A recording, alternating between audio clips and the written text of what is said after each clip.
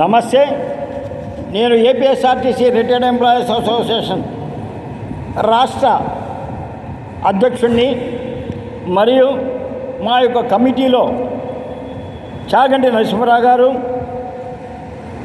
తర్వాత ప్రసాదరావు గారు, యవోషా గారు, రమణయ్య గారు, టిహెచ్ రెడ్డి గారు, వీరు రాష్ట్ర కమిటీ. వీరు కాకుండా రీజనల్లో, నెల్లూరు రీజనల్లో రీజనల్ అధ్యక్షులుగా ఆర్ఎస్ వాసులు గారు, మరియు ఐఎస్ శర్మ గారు, తర్వాత ఆర్ సుబ్బారావు గారు, వీళ్ళందరూ మా యొక్క కమిటీ నెల్లూరులో ఉన్నారు. మా అన్ని జిల్లాల్లో కూడా మా కొన్ని కమిటీలు ఉన్నాయి. ఈ కమిటీ వాళ్ళందరం కలిసి ఈరోజు మీ ముందుకు రావాల్సిన అవసరం ఎందుకు వచ్చిందంటే, మేము గత సంవత్సరాలుగా సూపర్ లగ్జరీ విషయంలో ప్రభుత్వాన్ని అయ్యా మాకు సూపర్ లగ్జరీ ఇవ్వండి అని సైకిల్ యాత్ర చేశాం. మాకు వృద్ధాప్య పెన్షన్ని నిలుపుదల చేశారు కాబట్టి మాకు న్యాయం చేయండి అని చెప్పి సైకిల్ యాత్ర చేస్తే జగన్ గారు మాకు ఆ యొక్క సైకిల్ యాత్రని హేళనగా తీసుకొని, మీరు ఓట్లు లేకపోతే మేము ఓడిపోతామా అని ఆనాడు చెప్పడం జరిగింది. అప్పటి నుంచి మేము ఈ ప్రజా సదస్సుకి అనేకమైన సూచనలు, మా యొక్క సూచనలను ఇస్తూ, మా యొక్క పరిస్థితిని తెలియజేస్తూ, మా ఇబ్బందులు తెలియజేస్తూ మేము పెడితే, ప్రజా సదస్సు నుంచి ఇదిగోండి మాకు ఒక లెటర్ వచ్చింది. ఈ లెటర్లో ఏందయ్యా అంటే, మీ యొక్క సమస్యను పరిష్కరించాము కాబట్టి పర్వాలేదు, మీ సమస్యలు పరిష్కరించాము కాబట్టి మీరు వచ్చి కన్సల్ట్ మీ ఎండి గారిని వాళ్ళని కలవండి అని మాకు లెటర్ ఒకటి ఇచ్చినారు.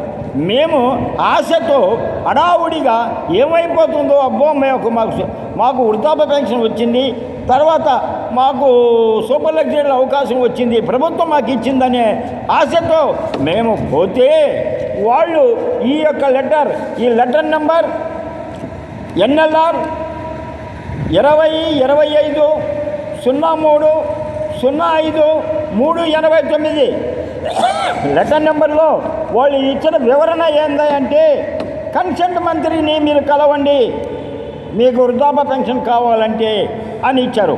తర్వాత సూపర్ లగ్జరీ విషయంలోకి వస్తే, మీకు గతంలో ప్రభుత్వంలో కాకుండా లేదు కాబట్టి ఆ రోజు మేము ఇవ్వటం జరిగింది.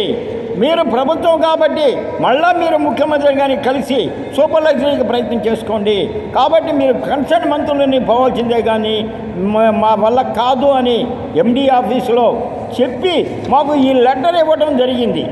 ఈ లెటర్ ప్రకారంగా మేము మళ్ళా త్వరలోనే ఒక మూమెంట్ తీసుకొని రావాలన్న ఆలోచనతో, ఏమండి మాకు మొన్న జరిగిన అసెంబ్లీ ఎన్నిక దీనిలో సెక్షన్లో మాకు కడప ఎమ్మెల్యే గారు గౌరవనీయులైన మాధవి గారు ఆర్టీసీ కార్మికులు ఎన్ని ఇబ్బందులు పడుతున్నారో వారి యొక్క ఇబ్బందులన్నీ కూడా అసెంబ్లీ దృష్టికి తీసుకొచ్చినా కూడా పట్టించుకోలేని పరిస్థితి ఏర్పడింది. ఒక ఎమ్మెల్యే గారు తన యొక్క ఓట్లు వేసిన వ్యక్తులు ఇబ్బందులు పడుతున్నారు కాబట్టి ఆర్టీసీ రిటైర్ అయిన కార్మికులకి 1/9/2014కి ముందు రిటైర్ అయిన వాళ్ళకి మీరు సహకరించి వాళ్ళకి ఓల్డేజ్ పెన్షన్, నిబంధన లేని ఓల్డేజ్ పెన్షన్ ఇవ్వము అని అడిగితే, ఆనాటి సభాపతి గారు దాన్ని ఒక చిన్నతనంగానూ చులకనగా తీసుకున్నట్లే ఉంది, కానీ దానికి వివరణ సమాధానం చెప్పలేదు. ఏమండి, ప్రజల గురించి మాట్లాడటానికి మనం ఎమ్మెల్యే పంపిస్తుంటే ఆ ఎమ్మెల్యేలు అడిగిన దానికి సమాధానం చెప్పకుండా ఒక చిన్న చూపు చూడటం ఎంతవరకు ధర్మం?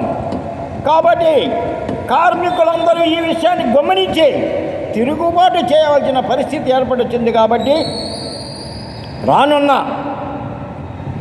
మే నెలలో మేము మళ్ళీ ఒక యాత్ర నెల్లూరు, గతంలో సైకిల్ యాత్ర పెట్టాము, ఈసారి ఏదో ఒక యాత్ర పట్టి అసెంబ్లీ దగ్గరికి పోయి మా యొక్క సమస్యలను మేము అడగటానికి సంసిద్ధంగా ఉన్నాం. దానికి ఆర్టీసీ రిటైర్డ్ కార్మికులు, ఈపీఎస్ పొందు కార్మికులు మాకు సహకరించండి. ప్రభుత్వం ద్వారా మనకు వచ్చే ఈ 1000 రూపాయలకి చాలదని వాళ్ళకి వివరిద్దాం, చేద్దాం, చెప్పుదాం. మన సమస్యల పరిష్కారం కోసం అన్ని వర్గ కార్మికులు మాకు సహకరించి మా యొక్క యాత్రకి బలపరిచి మీరు కూడా ఆ రోజు ఆఖరి రోజుకి అక్కడికి వస్తే మంచిదని నేను సవనీయంగా తెలియజేస్తూ, ప్రభుత్వానికి మరో ఒక సూచన, 1000 రూపాయలతో ఈరోజు ఒక కార్మికుడు కానీ భార్యాభర్త బతకాలంటే చాలా కష్టం. అటువంటి పరిస్థితుల్లో దేహి అని మేము మీకు దగ్గరికి వచ్చి అడిగితే, అసెంబ్లీలో ఒక ఎమ్మెల్యే గారు మాట్లాడితే పట్టించుకోలేని పరిస్థితుల్లో ప్రభుత్వం ఉందా అని కార్మికులందరూ ఆలోచించండి. మీకు అందరికీ న్యాయం జరగాలన్నా, మీకు సమస్యలు పరిష్కారం కావాలన్నా, మేము చేస్తున్న ఈ యాత్రకు, మేము చేస్తున్న ఈ ప్రయత్నానికి మీరందరూ సహకరించండి. మాతో కూడి మీరు కూడా యాత్రలో పాల్గొని మేము చెప్పడంలో మేము పోతాం. మా ప్రాణం పర్వాలేదు, మేము పోతాం.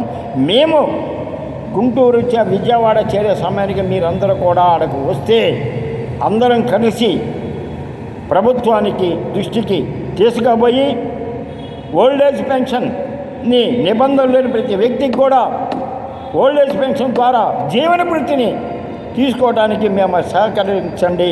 మీరందరూ కలిసి రండి.